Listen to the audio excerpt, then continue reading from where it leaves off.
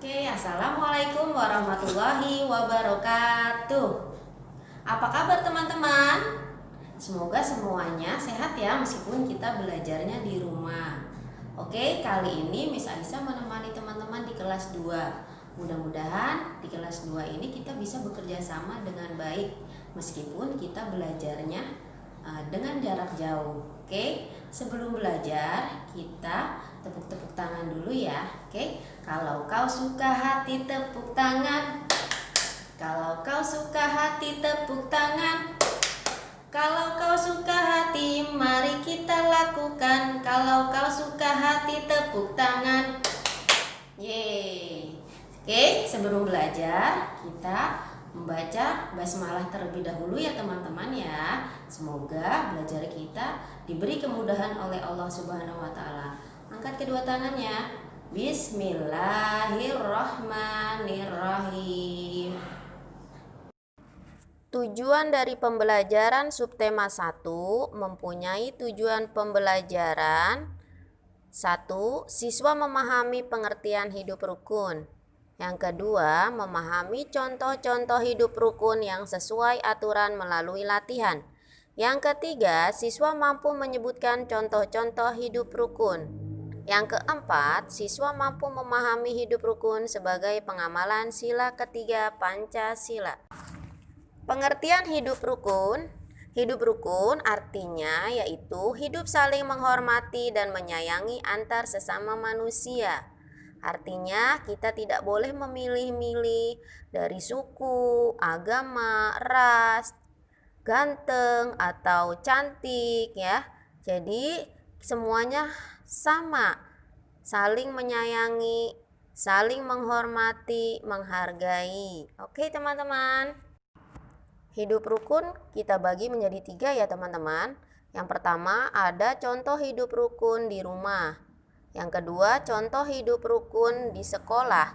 Dan yang ketiga hidup rukun di lingkungan masyarakat. Contoh hidup rukun di rumah yaitu hormat dan patuh kepada orang tua, makan bersama keluarga, bisa belajar bersama keluarga. Seperti saat ini teman-teman. Ya, karena kita tidak bisa bertatap muka di sekolah, teman-teman melakukan daring dan bisa bekerja sama dengan orang tua. Jadi bisa lebih dekat lagi dengan orang tua. Menandakan bahwa kita hidup rukun di rumah. Kemudian, contoh hidup rukun di lingkungan sekolah. Contohnya hormat dan patuh kepada guru, bermain bersama teman-teman, suka menolong ya. Jadi kalau misalnya kita tidak ada teman kita yang tidak membawa bekal, kita bisa berbagi.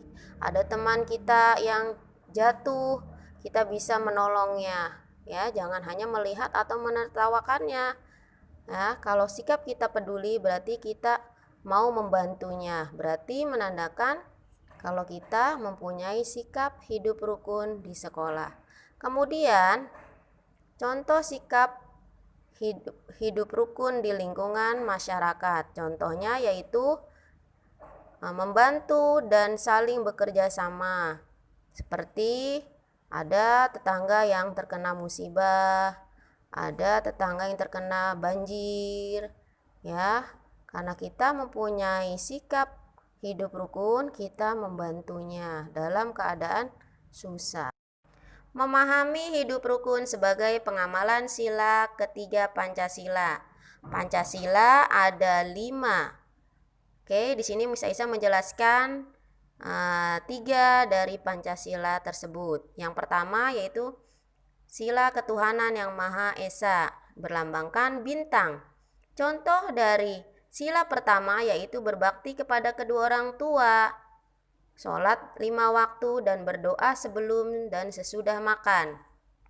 Ya, jadi teman-teman, kalau kita ingin berbakti kepada kedua orang tua berarti kita sudah mengamalkan sila pertama.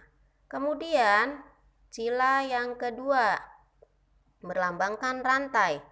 Contoh dari sila kedua yaitu belajar merapihkan tempat tidur, menyirami bunga.